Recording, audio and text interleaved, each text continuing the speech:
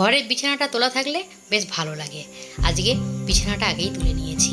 এদিকে সমস্ত বাসি কাজও সেরে নিয়েছি। মামসোনাকে বাথরুমে পাঠিয়েছি চান করার জন্য। আমি যাব ওকে চান করাবো, তার আগে এই যে ওর ড্রেসটা নামিয়ে রেখে গেলাম। ও ড্রেস রেডি করে রেখেলে ও এসে নিজে নিজে ড্রেসটা পরে নিতে পারবে। আমার মতো কার কার এরকম অভ্যাস আছে জানি না, আমার কিন্তু ভীষণ অভ্যাস খারাপ।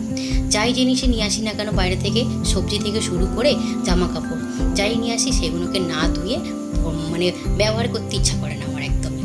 তো কাঁচের জারগুলো কালকে নিয়ে এসেছিলাম, তো সেইগুলোকে দেখো ধুয়ে জল ঝরিয়ে এই যে শুকনো করে নিয়েছি। ঘরের বিছানার মধ্যে রেখেছিলাম, ঘরে পাখা চলছিল তো একদম শুকিয়ে গেছে। এগুলোকে এবার তুলে নিয়ে যে মশলা দিয়ে এগুলোকে ভরে নেব। এখন যাই জিনিসই কেন না কেন সব জিনিসই সার। এখন আর সে সার ছাড়া কোনো জিনিসই পাওয়া যায় না, কিন্তু এই করলাগুলো সার ছাড়া হয়েছে। এটা আমাদের পাশেই হয়েছিল তো গলির মধ্যে, তো মামসোনার ড্যাডি যে এগুলো তুলে নিয়ে এসছে। আর এগুলো দেখেও মনে হচ্ছে ভীষণ নরম হবে। দানা হলে আমার তো একদম ভালো লাগে না।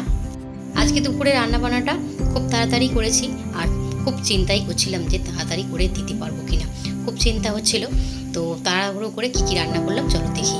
এদিকে শসা, পেঁয়াজ আর লেবু কেটে নিয়েছি, আর এদিকে কাঁকরোল ভাজা করেছি আর আলু দিয়ে, আর এদিকে আম দিয়ে টকের ডাল করেছি। এই আমটা একজন খেতে দিয়েছিল, তো সেটা দিয়ে আজকে টক ডাল করেছি।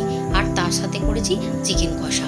আর এদিকে রয়েছে দেখো এই যে ওল ভাতে। মামসোনার ড্যাডি ওল নিয়ে এসেছিলো, তো ওলটাকে সর্ষে আর কাঁচা লঙ্কা দিয়ে মাখানো হয়েছে। এই জন্য দুপুরে রান্না।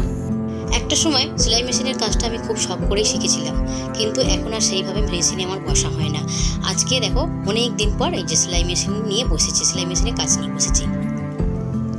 একটা শাড়ি দিয়েছিল, তো সেখান থেকে আমাকে বলেছিল দুখানা পাশ বালিশের ওয়ার আর বাদ বাকি মাথার বালিশের ওয়ার করে দিতে।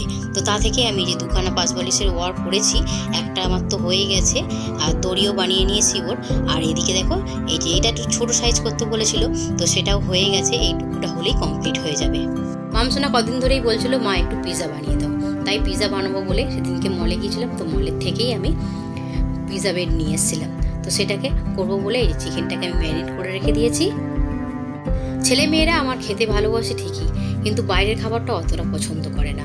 ওরা চায় আমি ঘরে ওদের বানিয়ে দিই, যেটা বানিয়ে দিই ওরা কিন্তু ভীষণ খুশি হয়ে খায়। পিৎজাটা আমি ননস্টিকের প্যানের মধ্যেই বসিয়েছি। পিৎজা বেডটা নিয়ে এসেছিলাম, তো প্যাকেটের মধ্যে দুখানা বেড ছিল, তো একখানা আমি এই যে বসিয়ে দিয়েছিলাম, একখানা আমার হয়ে গেছে সুন্দরভাবে, আর একখানা আমি রেডি করে রেখেছি, সেটাও এবার বসিয়ে দেব।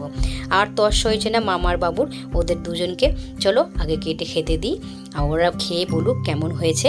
চলো ভিডিওটা আমি এখানে শেষ করছি। সকলেই ভালো থেকো, সুস্থ থেকো, সাবধানে থেকো।